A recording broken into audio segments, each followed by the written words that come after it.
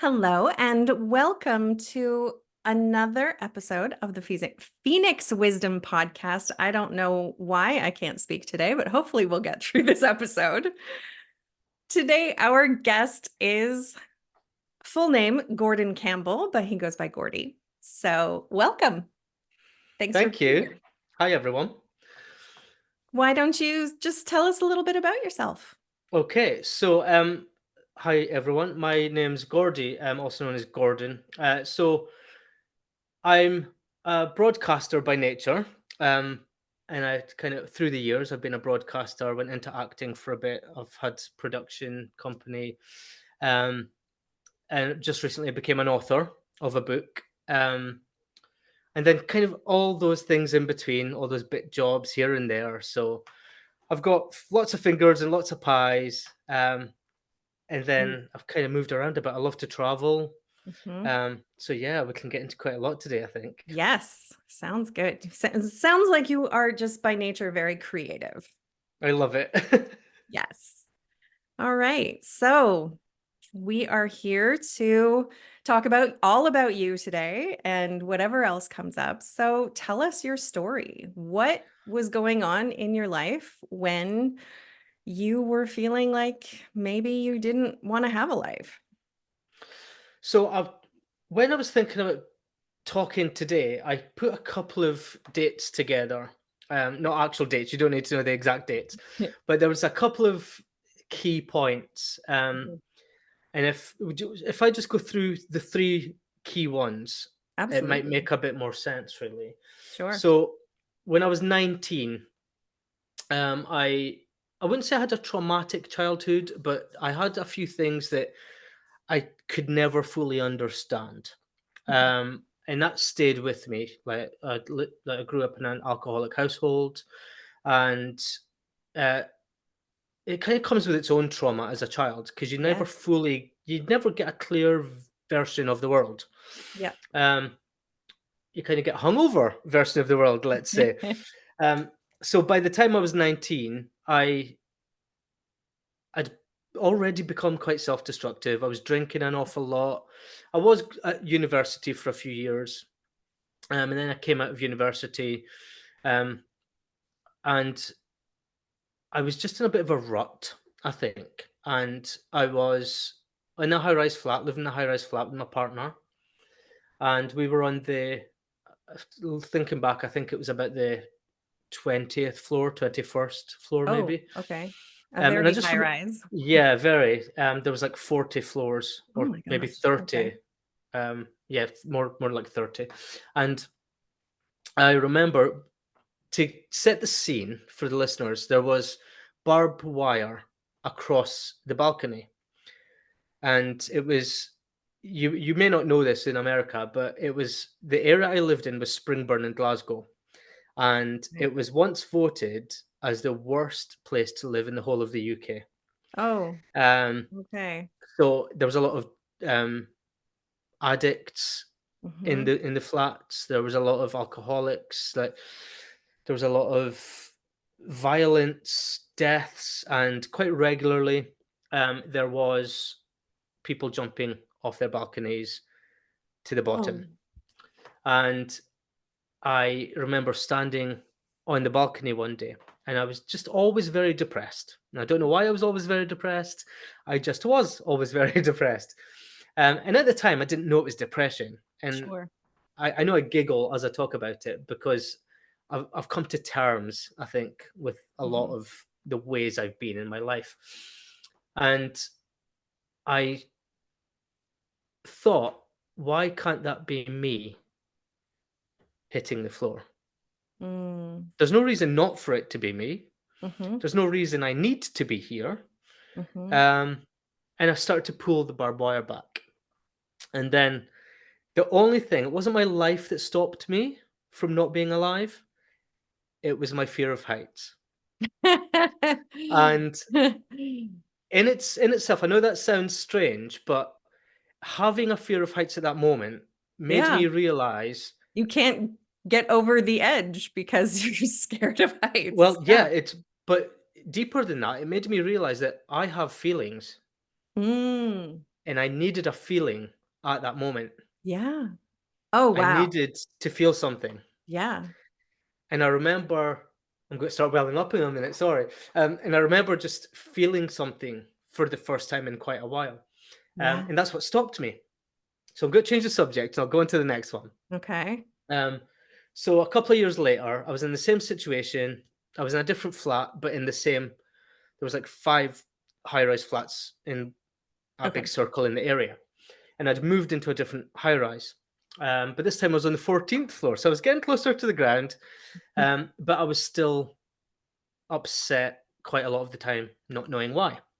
Mhm. And remembering what had happened when I was 19, I went into the cabinet. Everyone's got a cabinet or a drawer where you keep all your medication, all the Mhm. painkillers from that have just collected, all the medications you never finished.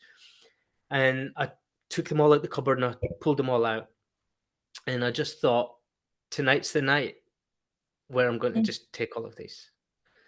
And I don't know what it was, but I remembered that feeling from being on the balcony. Yeah. Maybe because I was high, maybe because I glanced out the window, maybe because I just looked up into the other room. I can't remember what it was, but I remembered that I have felt something, so I didn't do it. Um, and then I just didn't do it. I just left them on the counter, and I got back to watching TV or whatever it is I was doing. Um, and then the third time, there's been more than 3, but these are 3 key Okay. points. Yeah. Well, I was 24 roughly at the time, and I'd moved to a different city. I had a much better life. I was really happy, but I was drinking my trauma, my internal Mm. trauma, and I'd been out drinking all night with some friends and having that feeling of unhappiness again. I I went for a walk on my own, and everyone went home, and I went for a walk by there's a lot of canals in the city I was in. And I saw next to the canal there was a train tunnel, a train line. And because I was drunk and I had no inhibitions, and I started to dwell and I started to feel unhappy and get upset and think about all the things I didn't like about my life, I went for a sleep inside the tunnel. Oh my gosh. I know. And I walked as deep into the tunnel as I could to pure darkness. And then I just lay down and I decided to go to sleep. And I genuinely at the time thought, this is it. I have the courage now to do what I've been meaning to do all these Okay. years. And then I woke up because I heard like the crackling of the tracks. Mm. Mhm. And I wasn't any more sober, but I just remember thinking, is this what I really want? Have I done something really stupid now? Because I cannot, if I don't if I don't change my mind, I cannot get out of this tunnel in enough time. Right. So this is It's this is now or it. never. Yes. Yeah. And that also, if I remember rightly, is the last time I ever wanted to do it Okay. because I had that turning point. I either decide now, yes or no, this is it, or it just keeps happening. Mm. And I keep Okay. ending up in that So situation. it's not now or never for just right now. It's Just now for or tonight. never It's now or for yeah, forever. exactly. Um, and I'm glad because my life has gone through the roof ever since and I've had a great life. But I made the right decision. And I just walked as fast as I could because I couldn't see what was at my feet. I didn't want to fall. I didn't want to end up in a worse situation. And I got to Mhm. the end and I left the tunnel and I just started to walk home and I saw the train a couple of minutes later go past. And when I did wake up hungover, I was like, I'm so glad I'm here. And I Wow. made the right, that's like, I'll say it again, I made the right decision Yes. because I'm here. Yes. So those were the 3 that I'd thought about when I was thinking about our talk today. Wow. That is so profound, like to wake up the next day and be like, I'm so glad I'm here. Yeah. Like, yeah. Wow. That just gave me chills all over. Cause yeah, that's a huge like, and just you were just like, yes, no, and I'm going there. Yeah. And yeah, It's amazing. a moment of truth, isn't it? Hmm. It's like you're right when you said now or never, but we can have that now or never every day if we let Oh, it. yes. Every day we can do, well, it's now or never, it's now or never, and then it stops having a meaning, doesn't Right. it? Yeah. But maybe because I was drunk at the time, I made a now or never decision forever, Yeah. But and I'm not I'm saying, at some point you have to, you yeah, hit that really low point and you're like, I can't keep doing this. I hmm, can't keep revisiting this, yeah, you know, on a regular basis, even if it's regular every couple of years, yeah, like that's no way to live. And you get by and you get through the first bout of suicidal ideation or the first attempt, and then you find yourself back there again, and then you do it again, and it just cycles, and it's awful. And yeah, then obviously you just hit that point where you were like, "Ooh, like I'm done living this way."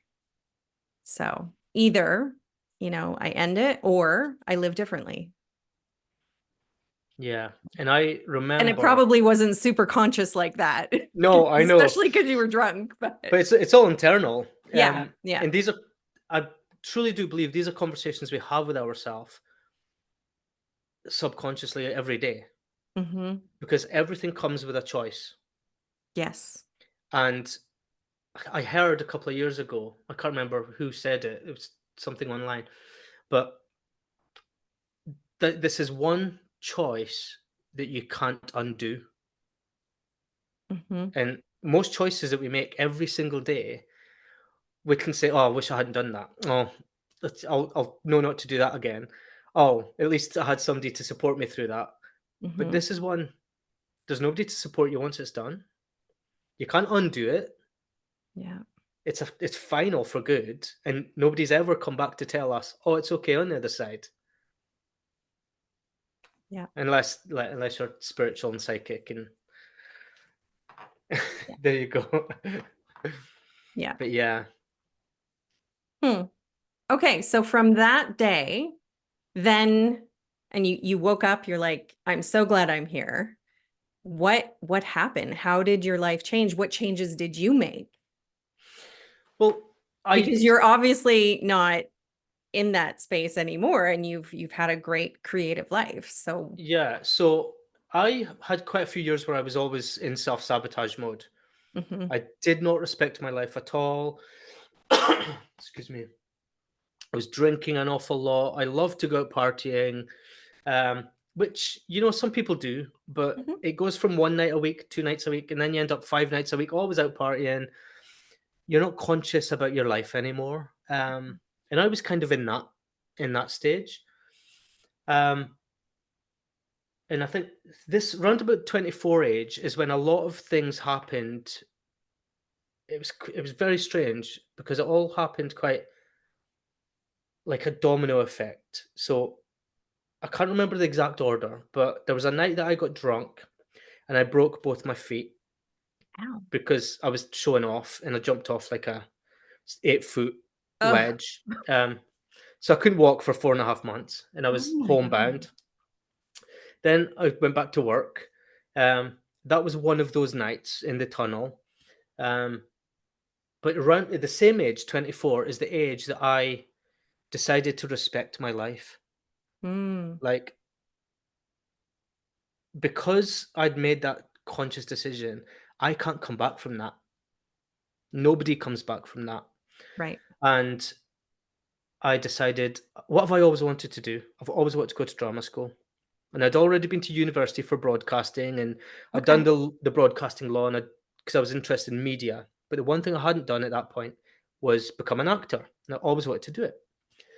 So I spent a couple of months filling out application forms for auditions, sending checks off, using all my salary to pay for auditions, hundreds of pounds every month.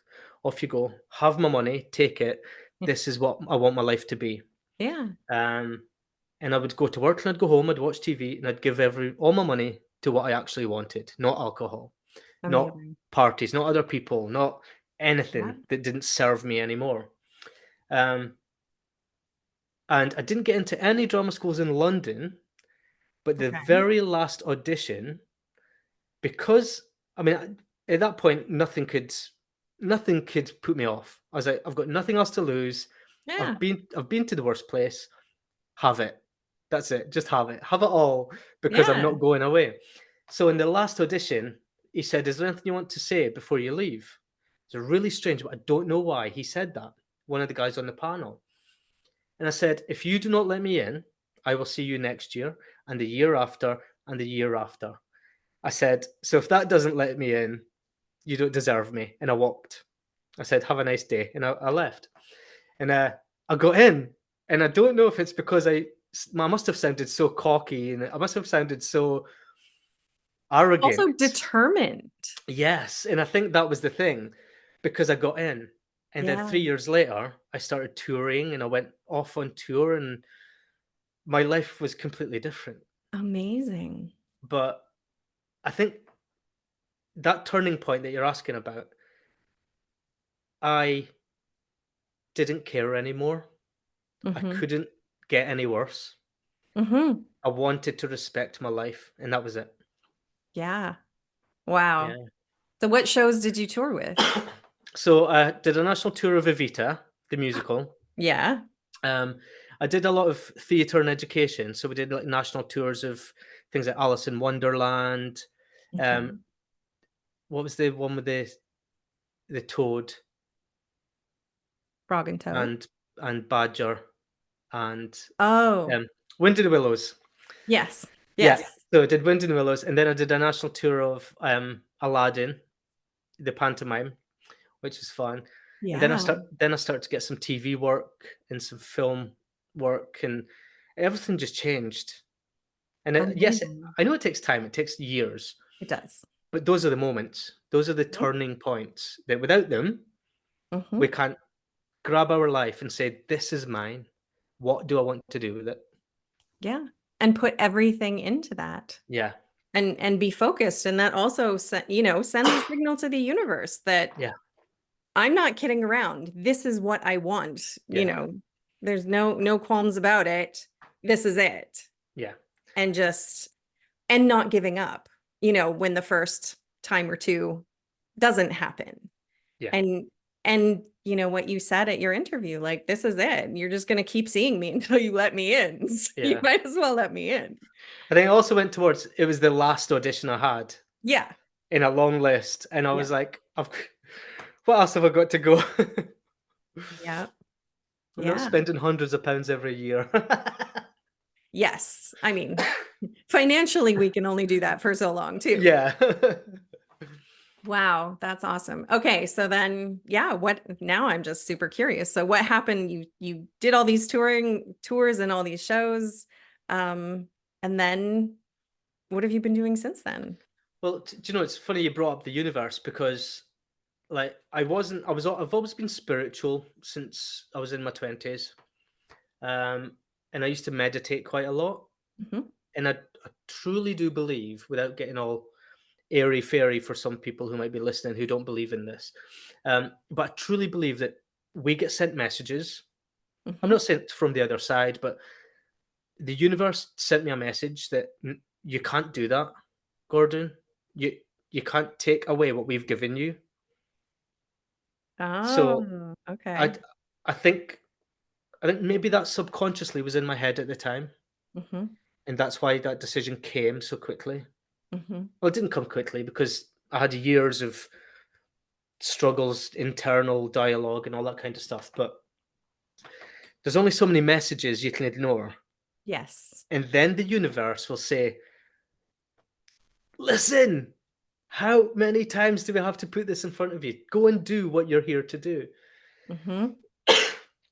And it doesn't necessarily mean it has to be for someone else, But when you get so low, you have to do what's right for you. Yes. And the Yeah. universe says, what do you need? Forget the main purpose right now. What do you need to get to that main purpose? Mhm. And that's what I thought led me into, right, my dream was to be a drama school, be an actor as well as presenting. And the next thing on my list was presenting. And I auditioned to be a motivational presenter. Oh. And I didn't think that was who I was. Mhm. And within an hour of leaving that audition, I got a phone call saying, you're the one we want. Oh. So following that, I spent 10 years, maybe 11, doing motivational talks for young people and young adults in university. Amazing. Amazing. And I'm welling up again now, sorry. And I really, every time I think about that journey and doing that, that's what the purpose was. Yes. Yes, it was. Um, yeah, it really gets me because I used to get like this every now and again. I'd be stood in front of a 250 young people who are so, what's the word? Meanable. You can mold them to Mhm. be who, not who you want them to be, but to believe in themselves Yes. and get what's right for them in the universe. Mhm.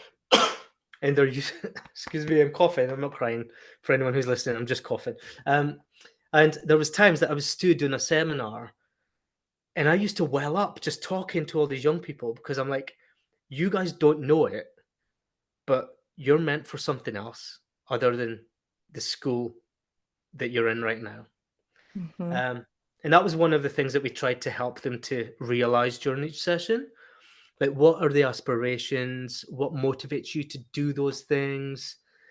Like, now you have to put those actions in place. You decide your actions, you decide where it goes, you decide where it ends up in 10 Mhm. years' time. Um, and unfortunately, it's not unfortunate now, but at the time, unfortunately, I didn't have that when I was going through my Yeah. younger Yeah. age. So I appreciate, and I still appreciate now that I'm not doing it anymore, the power and the importance of what I was doing for those young people. Mhm. So that's what I ended up doing. And then since then, um, I'd been in the background. I think overall, without giving my life story away, I've always decided since then, since that turning point, that moment, when I want to do something, give it 100%, 110%. Take it wherever you want to take it, Gordon, and you can't go wrong. Do everything for yourself. And Yes. that's not to say I'm selfish against No. everyone else in my life. That's just like I put me first Yeah. instead of everyone else. Yeah. So basically, in the background of all that stuff, I was always into fitness, and then I was always really passionate about fitness and nutrition. And one day I was like, okay, I think I've done my bit for young people now. I Okay. can't take this any further. I'm going to be a PT, and I went to be a personal trainer. I love it. So I just not overnight, but it took Well, 6 yeah. months. I Yeah. trained. I had a lot of knowledge anyway from all those years of training. Yeah. I put it to use, and I started getting paid for it. Yeah. And then I started doing some online coaching. Then I started a wellness business, which wasn't for me in the end because I lost my passion from running the business. Takes passion away from, Yeah. yeah, it just gets a bit complicated. So, um, and then I decided because at the time I was still doing online shows and I was doing online recordings. I was presenting for celebrity interviews for national television and stuff in the background on top of my job. Okay. Um, and then I was like, I'm working 7 days a week.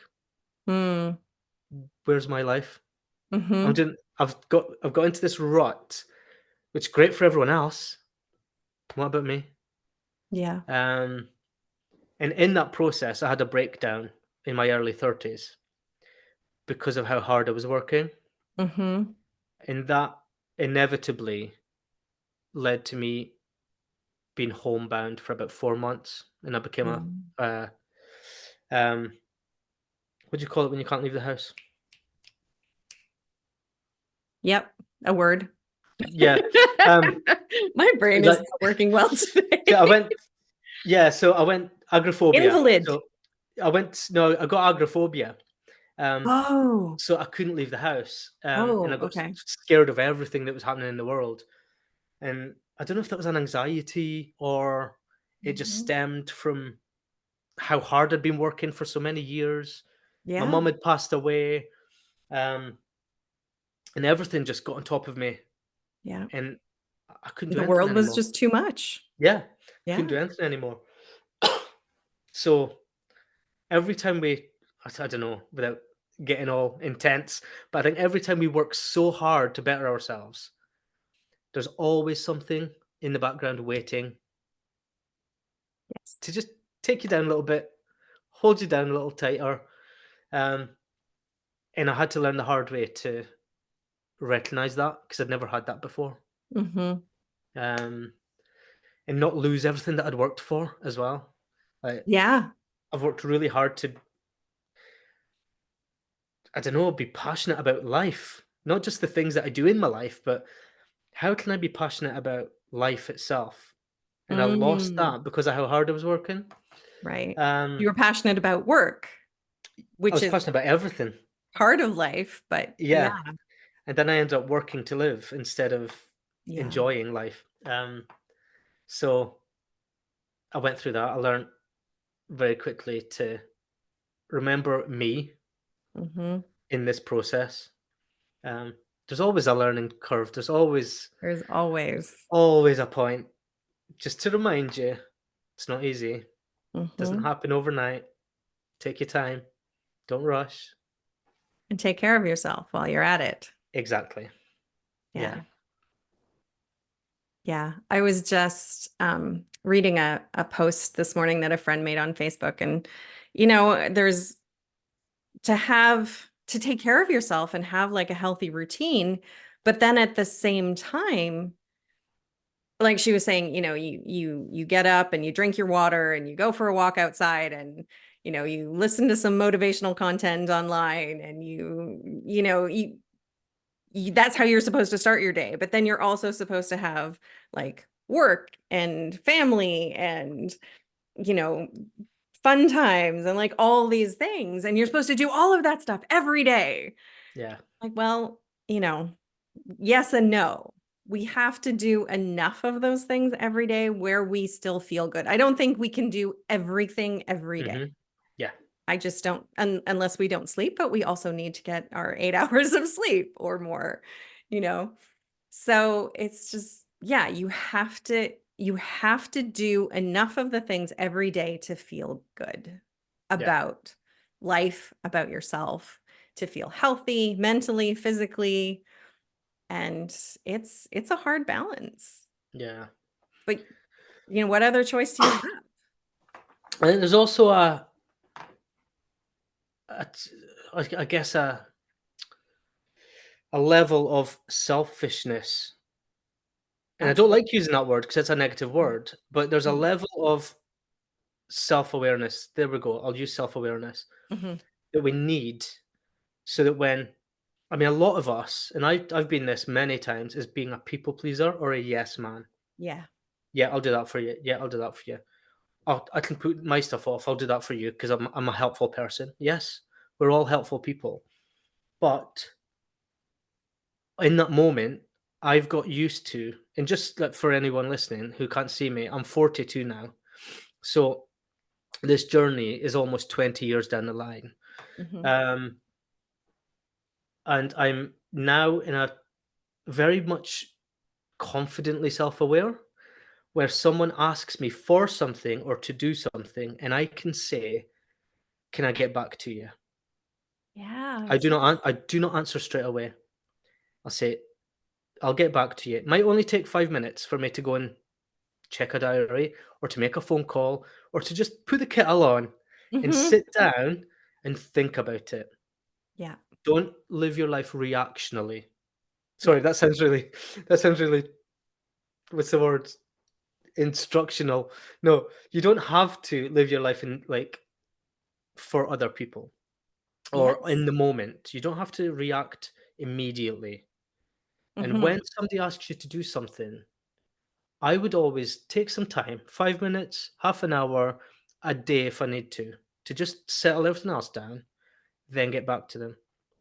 How does it serve me, firstly, Yes. negatively or positively? I guess I would lead with negatively as an answer because not all things do serve you, if that makes sense. Mhm. And we get so used to saying, yeah, I'll do that. But then you spend a whole day away from family, away from friends, no mindfulness for yourself because you're too busy helping somebody else. Mhm. So my question to myself is always, how does it serve me? Do I have the time for it? Does it does it create a negative impact on something else that should be benefiting my life or of benefit to my life? And if that's the case, I'll say I can give you an hour, but no more. Or I can do half a day instead of a day. Is that any good to you? Yeah. So I'll always go with a counterbalance instead of just saying no. I want to be helpful, but I also need to be selfish Yeah. or self-aware. Yeah. Um, and those are kind of moments that we need to be aware of, I think, Mhm. to make sure that we're not losing our life. Yeah. Yeah. Boundaries Yeah, are exactly. important to Yeah. keep yourself safe, safe from yourself Yeah. and whole and feeling good. Yeah. And people will still, if they're asking for help, they'll be grateful with whatever help you can give. Like Mhm. we worry so much about the other people and not about ourselves. 100%. Yeah. Yeah. If Yeah. somebody's like, "Oh, I'm moving. Can you help me?" It's like, "Yeah, well, I can help you for, 4 hours, but not 8 Yeah. because I have things to do too." So, yeah.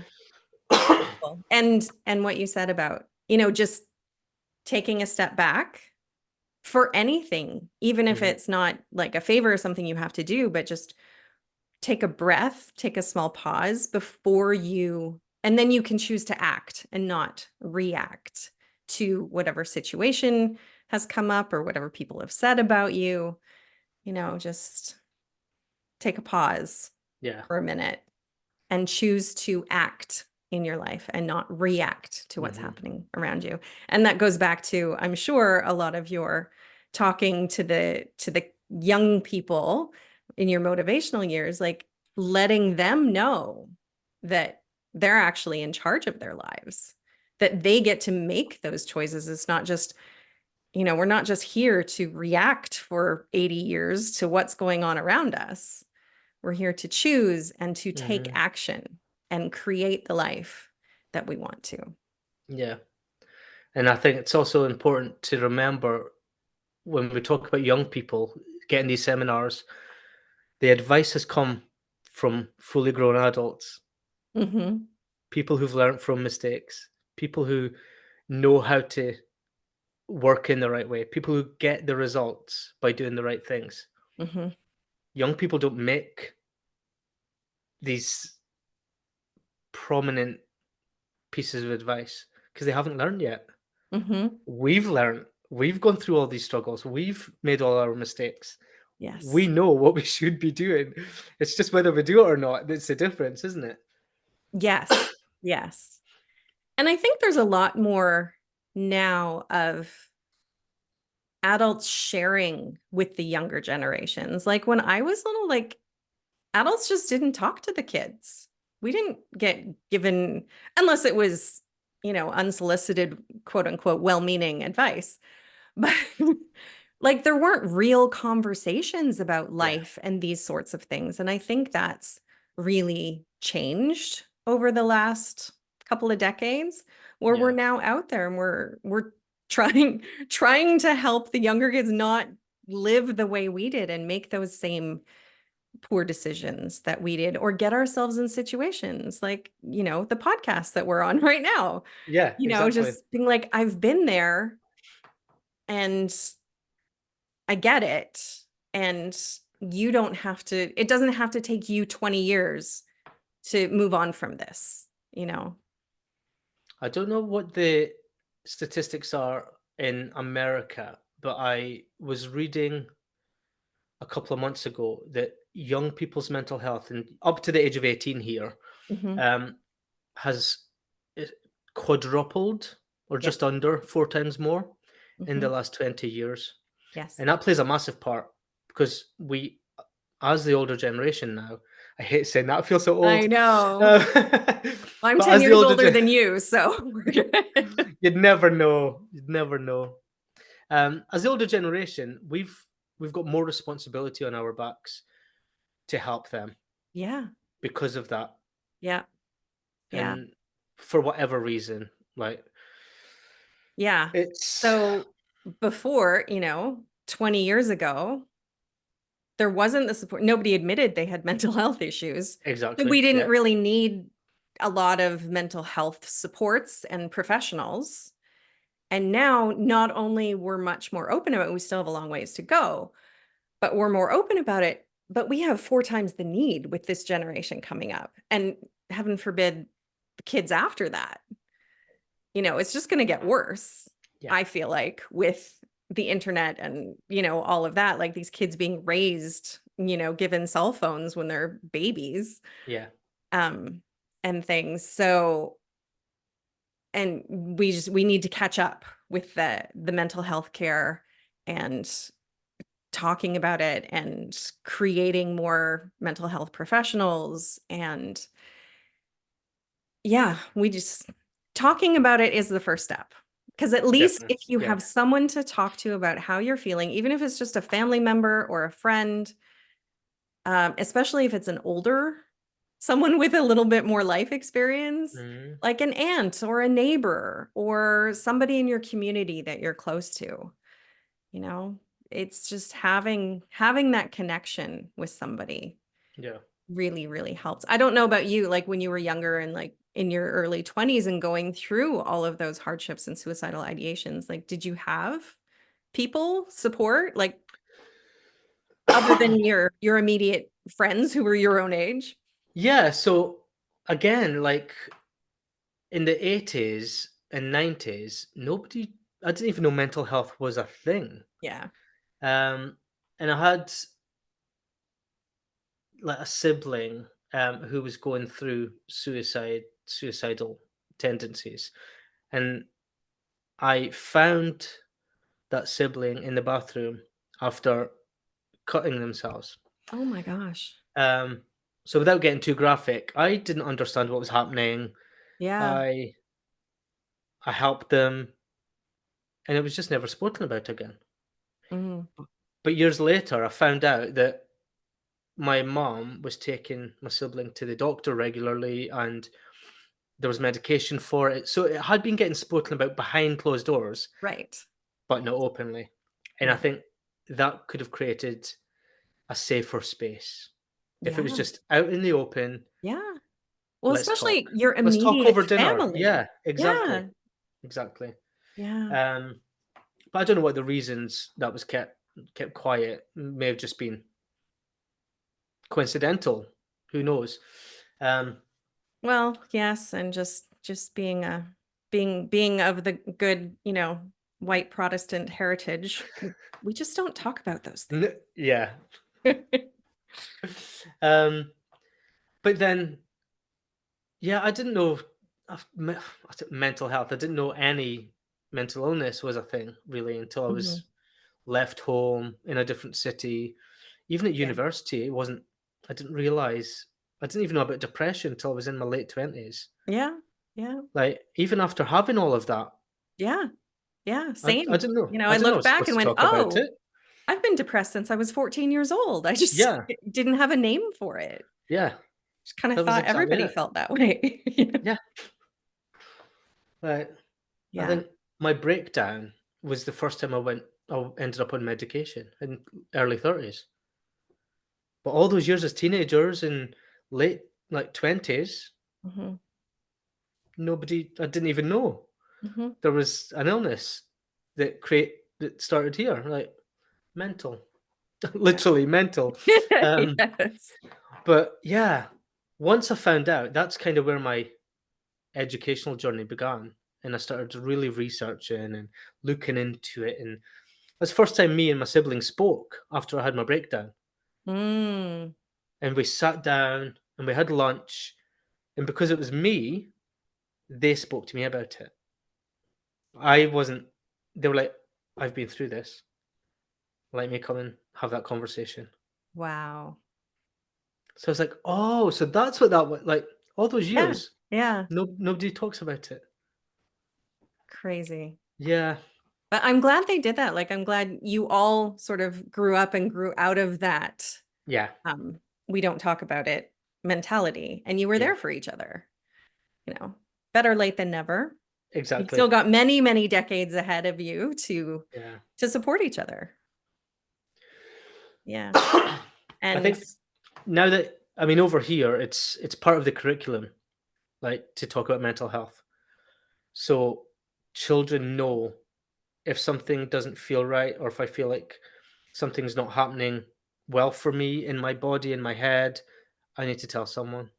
oh, that's amazing. So is it in the curriculum over in America or I don't know.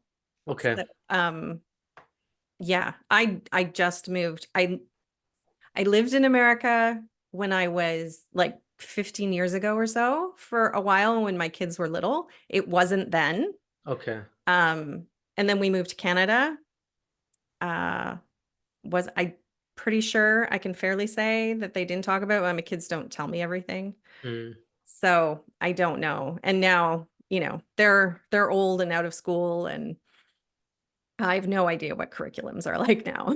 So, me and in neither. America, it's very strange because every school district is different than the one next to it because they're funded by the property taxes of the immediate surroundings. Okay. So there's not really like any sort of I mean, everything state to state varies a lot, but even like town to town within the same state will vary dramatically. So I don't really know how it works here. That if there can be sort of, I suppose there are sort of state oversights, Mm. and rules and regulations and curriculums, but I don't know how it works because I'm not really from here. So I don't know how they fit it into the curriculum. But like we have subjects in different parts of the country where it's like Mhm. um, social and something. Right. Um, it's I think that's where they do it in like their Yeah. life lesson. Mhm. Yeah. I mean, I hope they do. They have, health classes. Mm, So I'm hoping that now there's something that where they cover mental health as part of, the health classes where you learn about your body and that sort of thing for the littles. Um, but yeah, we just keep working on it, keep doing our thing, keep telling people, and that's why I started this podcast was because a young family friend who was 23 died by suicide a year and a half ago. And I, despite knowing the whole family, my son and her younger brother were good friends for a while. Um, like I had no idea that she was struggling with her mental health mhm. and had been for a long, long time because it just wasn't, people just don't talk about it, you Exactly. know? Yeah. And on the outside, she's this gorgeous, super friendly, likable, helpful, compassionate, caring, kind, incredibly smart woman. And you look at her and you're like, ah, she's one of those. She's got everything going for her. But on the inside, that wasn't true at all. And I wish that had I known, I could have spoken to her and been like, I get it. I've been Mm. there. Because maybe nobody in her immediate vicinity had been there. Weirdly enough, there are people who don't struggle with their mental health. And that baffles me. I That know, I know. baffles me. But, Um, she obviously felt like she didn't have it or didn't, want to make it public, which yeah, I get, but that's what we're trying to get over is that yeah. mental health is physical health and we just need to talk about it. And I think that's one of the big stigmatism of mental health is that we think we'll be judged if we talk about it. We think we'll be a So we don't, burden. yeah. So we don't talk about it because somebody judging us makes us feel worse. hmm So I'd rather not even, I wouldn't even go through that. Um, and then the other thing is, if people do start talking to us about it, we think they're just trying to get, I don't know, like they're going to use it against us. Mm, I don't know mhm. what the word, I can't remember what the word for that is, but they've got an ulterior motive Yeah. as to why they're asking us. But that's a perception we have that we can't get over when we're going through Yeah. that situation. But people don't talk about it. And that's when I was writing my mental illness book, when I was going through all the research and I was talking to people that I know who'd been through different aspects of mental illness, Mhm. I realized that half of that book had to be for people who, like you say, have never experienced mental illness. Mhm. Like, what can we give to those people who just don't get it? Yeah. And you can't tell them it's a feeling. How do you express a feeling to someone? Yes. How can you help them realize that that feeling of not wanting to exist anymore isn't something you can put into words? Mhm. It's something that you can only imagine what that might feel like for yourself. Um, and I mean, the three stories that I started with, like I touched, I kind of wrote about those as a basis point because it's like, in order before we can go into that, I mean, the book isn't research based. I basically got real life stories and I collated them all Yeah. together, and I said, this is what it's actually like. This is what it feels like. This is what we all went through for different illnesses. Mhm. This is what we needed from people, Mm. and this Yes. is what we should have asked for that we didn't. Oh, I love that. And that way, those people, we don't know who they are because people don't talk about it. Right. But those people that are out there need something to refer to Mhm. so they can understand what that internal struggle is. Yeah. And I think, I mean, I feel there is an addiction, let's say, for every single person. And that comes with its own sense of mental illness. So some people don't suffer substance addiction or um, like a behavioral addiction, but they may be addicted to their kids. Mm. And Mhm. that comes with it an anxiety and a stress that physiologically creates an anxiety. Right. So they may not, I don't know, they may not feel they've got a mental illness, Yeah. but there's a boundary there, Yeah. just hovering and Mhm. waiting in the wings. Um, but yeah, that comes from I did an episode ages ago on addiction, a few days ago Interesting. on addiction. I was researching behaviors and Yeah. addictions and how like if everyone has an addiction of some sort, Mhm. it's not about it's not about an addictive personality. It's about being addicted to a behavior, a substance, an action. Like Mhm. those addictions themselves come with their own sense of mental health Right. as a repercussion of that. Yeah. Makes Um, sense. but people who don't experience it don't realize Right. because there's extremes. It's a spectrum, isn't it? It is. It is. Yeah. Mental health is So a huge spectrum. yeah, but Yes. yeah, it's very Um, interesting. what's your book called? It's called Walks with Sam. It's that one. Oh, okay.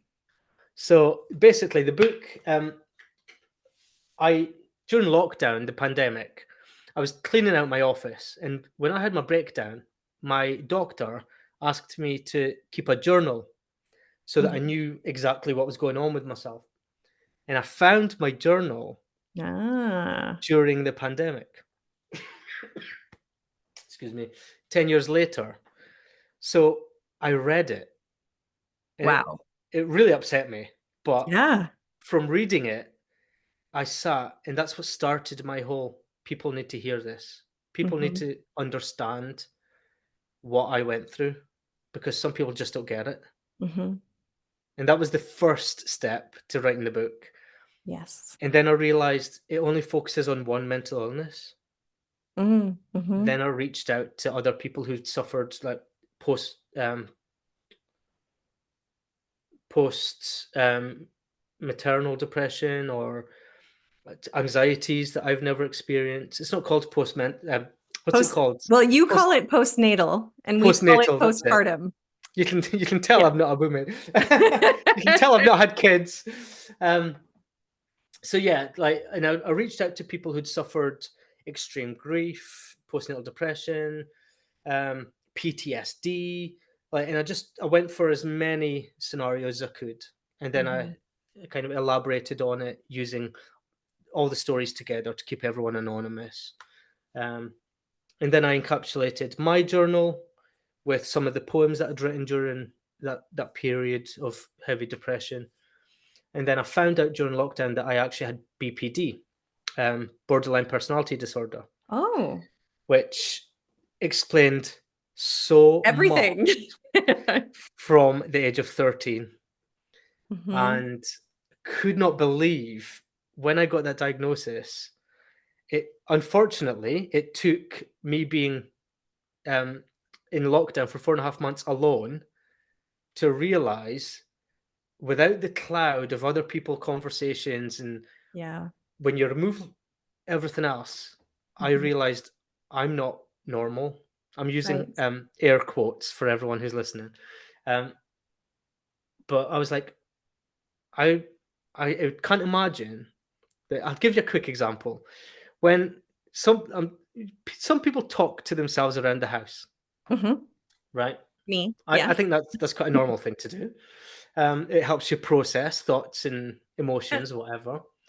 But then I tripped over a rug on the coffee table. I tripped over the rug, and I had an argument with the rug. It was just me in the house. I had a one-way argument with this rug because my emotional state was so heightened. Hmm. That's when I went to the doctor, and I was like, "What? That's not a normal thing." Most people don't Well, do that. no, I know. But that's an extreme based on what was happening in the world. Yeah. I was Yeah. isolated, and I was like, "Is this a one?" The doctor basically said, "Is this a one-time occurrence?" And I've had to sit back and think, I do things like that all the time. So it kind of led to these tests and these conversations and therapy. And yeah, the diagnosis came out by the end of lockdown. And I was like, it makes so much sense. And that's been included in my book as well. Awesome. Um, because I'm just like, these are all things that will help people who don't get it, Yes. and support for people who do get it, Exactly. because we only get one side of, we only Hmm. get our own story. Hmm. We only know what it's like on the inside. Exactly. Yeah. And if we're not, I don't know, if we, not everyone has a support network, and Right. that's really sad for me Hmm. to say that. Um, but it's true. And Hmm. that is, even if we are going to helplines or doctors or professionals, are great, but they don't know us. Hmm. And that's the scary part of not having a support network, Hmm. because they can help you professionally. They understand what you need, Hmm.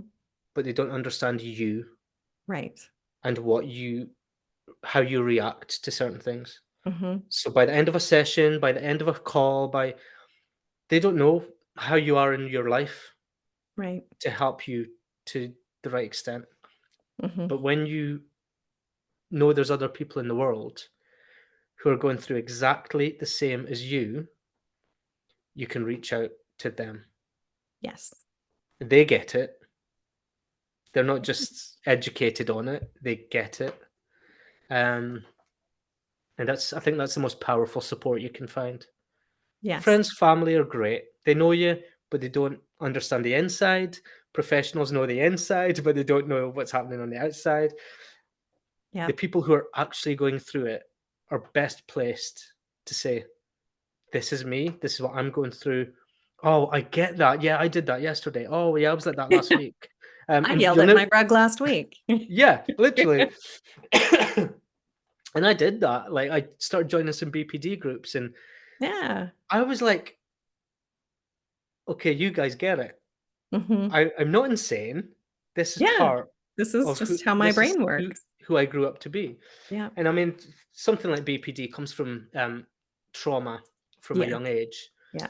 and um, we kind of, I don't know. Do you want me to go into the ins and outs of? Yeah. Tell us a little bit about it. Well, basically, like, we went back to when I was a kid, and the timeline kind of stemmed from when I was 7. My best friend died. He was 8. Oh my gosh. Um, and then when I was 11, one of my friends in school died, and he was Oh, 11.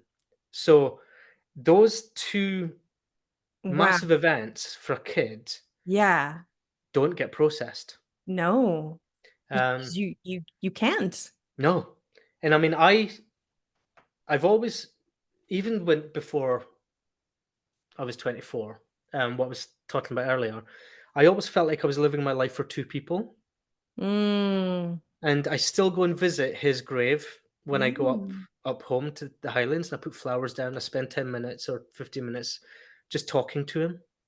And Yeah. that, I guess, that appeases me sometimes, Hmm. but I've always done that. Yeah. So in my own little way, I've been kind of processing these traumas, and but it makes so much sense when you have these conversations. Um, because I'd never had therapy, I've never been to a counselor. Yeah. Um, and I basically just had a couple of meetings, and then I did a CBT course, cognitive behavioral therapy Yeah. course, Yeah. um, which I don't feel like that helped me at all. Really, it was just textbook. Yeah. And then I had a monthly call with a support nurse from my CBT, and she was like, "So, what did you write? And what was your answer? Mm. Okay, do you need anything for next time?" Mm. It didn't help me with Very anything. academic. Yeah. Yeah. Um, and at times I just like, "You're on this call because you have to be on this call." Yeah. Um, She doesn't you really don't care about you. Yeah, that's Yeah. exactly it. Yeah. Um, but by that point, I was like, "Yeah, I know who I am now, so that's okay." But unfortunately, there's somebody on that other end of that phone Hmm. who does need that phone call Yeah. more than I needed it, Yes. and they don't get what they need from that phone call, and No. that's a shame as well. Yeah. That's why finding the right support network's important, I think. Yes. Yes. Thank you so much for being here Oh, today, it's Cody. okay. I really enjoyed our conversation, and I'm Me very too. much looking forward to reading your book. Um, do you have any last words for the people who are in it right now? I do. I've got quite a few, but they don't want to hear them all. They've got too. I think you've all got too much going on to worry about all these words. I would say take your time and silence the world outside. Think about your self awareness. If you're religious, if you're spiritual, if you're an atheist, it doesn't matter. But there's a core belief within you. Just find it. Mm, And if you don't have a God, if you don't believe in universal energy, you are your own God. mm, You live for yourself. mhm. And then make a list. What do you need to live for you or your God? Yes, I And love just that. work through it. Yeah, Just work through it. thank you. And I think I would also, just to reiterate that, one of the key actions is tell someone, anyone, Mhm. because they may be in a better position to do something for you than you might be to do something for yourself. Yes. Yes. Like, vocalize it, put it out into the world, and somebody somewhere will answer it. Mhm. That's what everyone. That's like, we're here as one, one planet, one energy, one life. spread between all of us. We should be here to help each other, Yes, and absolutely. that's kind of the bottom line, really. All right. But don't stop. Mhm. Keep There's going no every day. reason, no reason is big enough to stop. Correct. Yeah, Good. Thank you so much for you're more than welcome. your vulnerability and your courage for sharing your story and your openness. I really appreciate you. I'm always here to help, and thank you so much for everything you're doing. Thank you. So helpful.